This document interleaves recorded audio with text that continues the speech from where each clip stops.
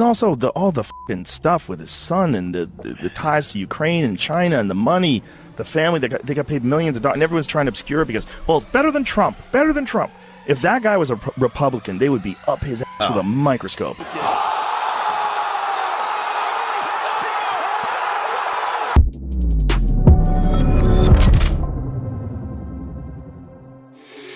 What's up, guys? Your boy Benny. We don't claim to be geniuses on this program. We don't have a crystal ball to look into the future, but we do have one superpower, which is that we're alive and we pay attention. And that allows us to see patterns.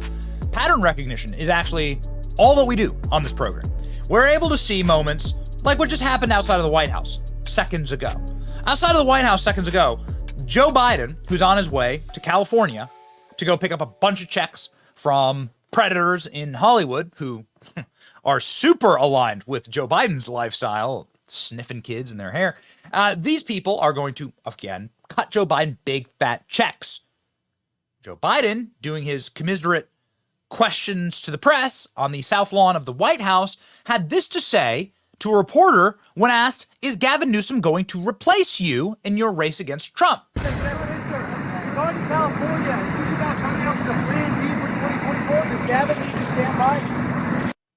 Should Gavin Newsom stand by? Are you going to be replaced by Gavin Newsom? The reporter asks. Here we go. Are you ready? Yes, sir. Well, I'm looking at you. Are you ready? Yeah? Joe Biden's response? Like, so if you're writing this down in a transcription, is Gavin Newsom going to replace you? Are you ready? Joe Biden says, yep. I'm looking at you. Joe Biden. Hey, Blathers on. Whoa. What I came to tell you was, I told you we'd be announcing sanctions on Russia. We'll have a major package announced on Friday. And I'll be happy to sit with you all when doing that, okay?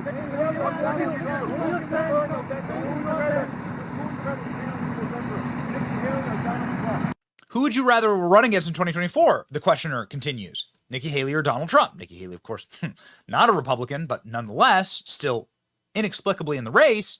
Joe Biden says this. Oh, I don't care. I don't care, almost as though all right, so following Joe Biden won't be the nominee. And so many smart people are starting to say the exact same thing. Listen to Joe Rogan from the other day. I think that's a ruse. What do you That mean? him running for president. I think You don't think he's going to run? No, I think they're going to get rid of him. I think they're going to move him out. They're going to force him to step down. That's what I think. If I had to guess, and it's just speculation, I'd say they're setting up Gavin Newsom for it. That's what I say. That's what I think. That's what it looks like to me. I think the more and more comes out about this stuff, and more comes out about the Burisma thing. In the same podcast, Joe Rogan, who says there's no way that they're going to run Biden, that they're going to do this switcheroo with the greasy, reptilian, absolutely grotesque Gavin Newsom of California, and that this is potentially what this trip is all about with Joe Biden. Joe Rogan is straight up saying they're using Gavin Newsom as the number one gaslighter for Joe Biden right now, and this is why he thinks that they're going to do this swap. Some Democrats really don't want Joe Biden to be the nominee. Some Democrats are actively campaigning against Joe Biden to be the nominee. Joe Rogan is saying that Gavin Newsom inexplicably is huddling up and lying to the American people on behalf of Joe Biden, as he has done so many, many times, as he is ought to do, and that's a telltale sign.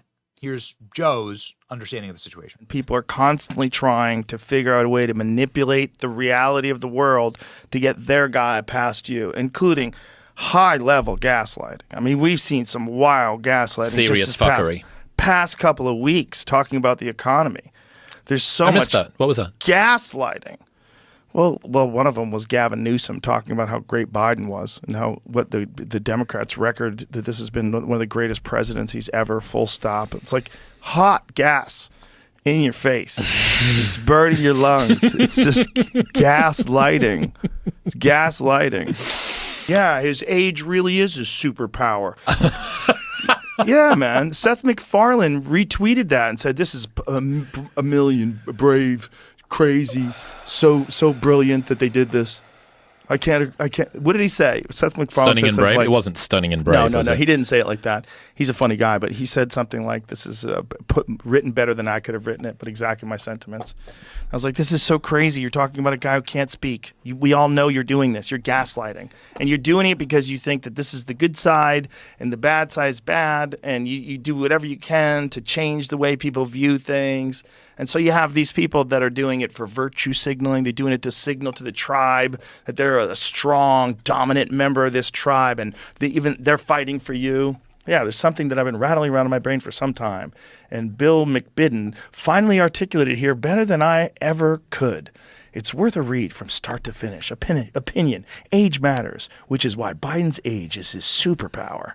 Come on. That actually sounds like a Family Guy sketch. 100%. Well, definitely a South Park sketch. It's crazy to say.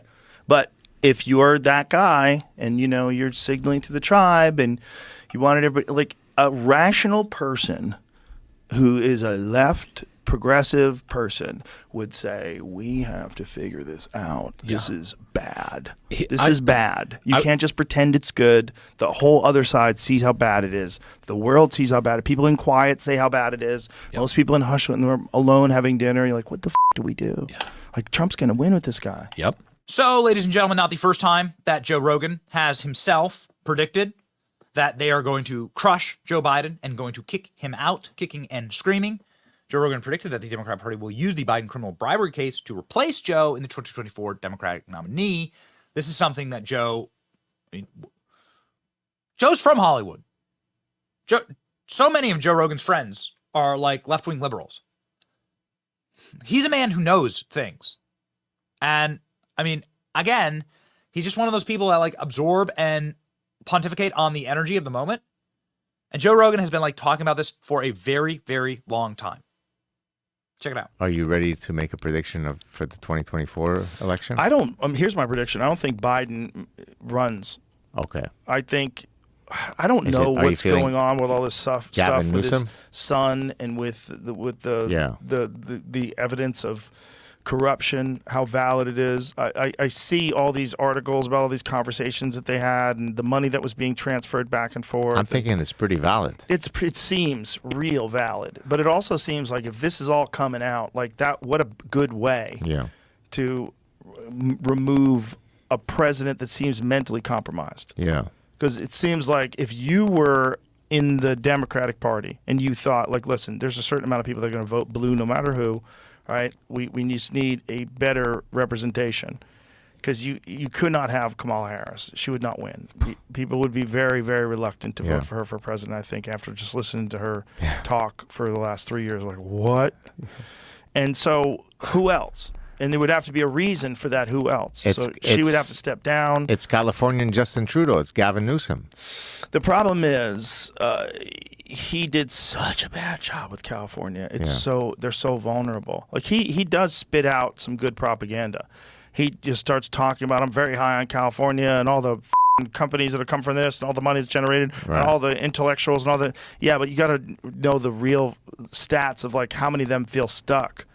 Because if you ask people on the street in California, I think the number was 4 out of 10 people they surveyed are thinking about moving out of California. Amazing. Which is most people don't have the ability to up and move. Yeah. I was very fortunate when all the was going down in California in whatever it was, May of 2020, when I first started thinking about moving. Yeah. I was like, this ain't going in a good direction. And I smell chaos. Yeah. And I got out early. But if you don't get out early and you don't have the ability to get out early, like you don't have the financial ability, maybe your parents live there, maybe you're taking care of someone, maybe your job depends on you staying there and it's a good job, you're f***ed. Yeah. And that's a lot of people. I wasn't f***ed, so I got out.